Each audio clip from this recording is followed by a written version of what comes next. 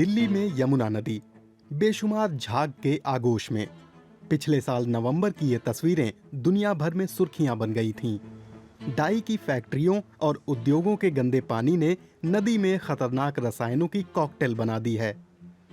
1300 kilometre लंबी यमुना दुनिया की सबसे गंदी नदियों में से एक है। भारत में बहुत सारी नदियां जहरीले रसायनों से प्रदूषित हैं। नदियों में आने वाले केमिकल कई तरह के हैं, जैसे कपड़े और बर्तन धोने वाला डिटर्जेंट, टॉयलेट और किचन की सफाई के केमिकल, टॉयलेट के रास्ते बहाए जाने वाला बहुत सारा मेडिकल कचरा, या फिर इस्तेमाल के बाद हमारा फेंका हुआ सामान। ये तमाम चीज़ें नदियों में जाती हैं। लॉन्ड्री डिटर्जेंट सबसे ज़्यादा है, घरेलू इस्तेमाल का ही नहीं बल्कि उद्योगों का भी। फैट, विलायक, डिटर्जेंट और फास्फेट खास तौर पर खतरनाक हैं। वे वाटर सॉफ्टनर की तरह काम करते हैं और हमारे कपड़ों में दोबारा गंदगी नहीं लगने देते। अगर सीवेज सिस्टम सही नहीं होते हैं तो ये पदार्थ फिल्टर नहीं हो पाते और नदियों में पहुंच जाते हैं और फिर इनके खतरनाक परिणाम होते हैं। पानी में रह जाने वाले फॉस्फेट से एल्गी और दूसरे सूक्ष्मजीवी पैदा हो जाते हैं, जिनसे जलाशयों का यूट्रोफिकेशन होता है। इससे पानी में पोषक तत्व बनते हैं। होता यह है कि फिर जलाशय में ऑक्सीजन तो रह नहीं जाती, टाइफा और हाइसिन जैसे पौधों का ही कब्जा हो जाता है, बाकी जैव विविधता नहीं बचती। बेंगलुरु में बेलांदुर झील भी प्रदूषित है। इसकी सतह पर जमा झाग से कई बार लपटें उठ चुकी हैं, जैसे 2017 में। आईटी विशेषज्ञ अशोक पांडा 20 साल से ज्यादा समय से झील के करीब रहते आए हैं।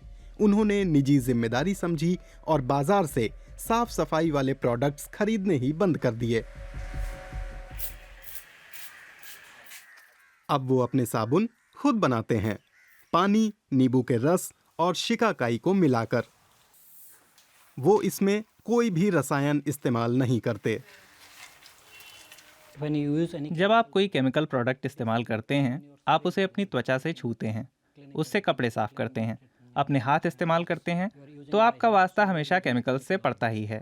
लेकिन अगर आप इस प्रोडक्ट को इस्तेमाल करें और ये आपकी नाक में भी चला जाए तो चिंता की बात नहीं, क्योंकि ये कुदरती चीज़ों से बना है। एक स्थानीय पर्यावरण समूह में शामिल अशोक पांडा सैकड़ों लोगों को सफाई और धुलाई के लिए प्राकृतिक चीजें बनाना सिखा चुके हैं, लेकिन वो कहते हैं कि ये सागर में बूंद भर है। अमेरिका और चीन के बाद भारत दुनिया में डिटर्जेंट्स का तीसरा सबसे बड़ा बाजार है, जहां 2019 में करीब 4 अरब अमेरिकी डॉलर यानी 300 अरब रुपए के डिटर्जेंट्स बिके थे। हालांकि कुछ कंपनियां फॉस्फेट मुक्त सामान बनाने का दावा करती हैं, लेकिन कानूनी बाध्यता न होने की वजह से ढिलाई भी कम नहीं है। मानस नंदा इसका मुकाबला करना चाहते हैं। बेंगलुरु में उनकी एक छोटी कंपनी है, बबल नट वॉश, जो रीठे से प्राकृतिक डिटर्जेंट बनाती है। उनके पर्यावरण को लेकर सजग ग्राहक बड़े शहरों से ही हैं। कंपनी को उम्मीद है कि उसके ग्राहक बढ़ेंगे। भारतीय संस्कृति में रीठा लंबे समय से पारंपरिक उपयोग में रहा है। हमारे कुछ पुराने ग्राहक बताते हैं कि कैसे उनकी दादी नानी अपनी नाजुक रेशमी साड़ियाँ रीठे से धुलती थीं।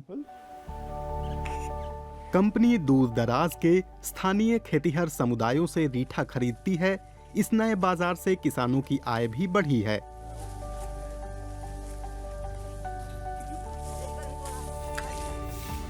चार साल से चिन्नम्मा बबल नट वॉश की नियमित सप्लायर हैं। वो सिर्फ एक पेड़ के रीठे से साल में 6,000 रुपए तक कमा लेती हैं।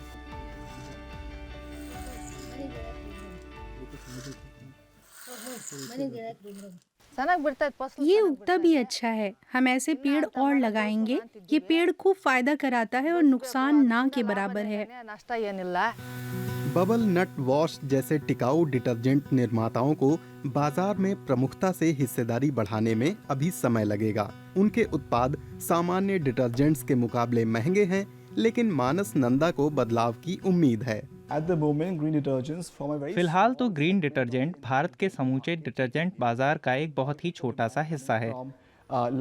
ज्यादा मांग बड़े शहरों से आती है, लेकिन पिछले 3-4 साल में ग्रीन डिटर्जेंट को लेकर जागरूकता भी बढ़ी है, इसलिए बाजार भी करवट ले रहा है। It has grown considerably over the past. लेकिन जल प्रदूषण को खत्म करने के लिए इतना काफी नहीं है। भारत में सीवेज ट्रीटमेंट प्लांट यानी एसटीपी लगे हैं, जैसे कि यहाँ बेंगलुरु के इस रिहायशी इलाके में। लेकिन यहाँ समस्या दूसरी है। अक्सर एसटीपी के साथ प्रमुख चुनौती होती है रखरखाव की। स्टाफ चाहिए जो उनकी देखरेख करे, ऐसे कर्मचारी चाहिए जिन्हें काम आता हो, संसाधन चाहिए। एसटीपी में कई चीजें ठीक करनी या बदलनी होती हैं, इसलिए बड़ी चुनौती तो एसटीपी की देखरेख की ही है। पिछले साल जब यमुना में झाग बनी तो दिल्ली प्रदूषण नियंत्रण समिति ने कुछ खास साबुनों और डिटर्जेंट्स की बिक्री पर रोक लगा दी। लेकिन इतने भर से गंदा जहरीला झाग भरा पानी साफ नहीं होगा। सीवेज सिस्टम भी दुरुस्त करना होगा।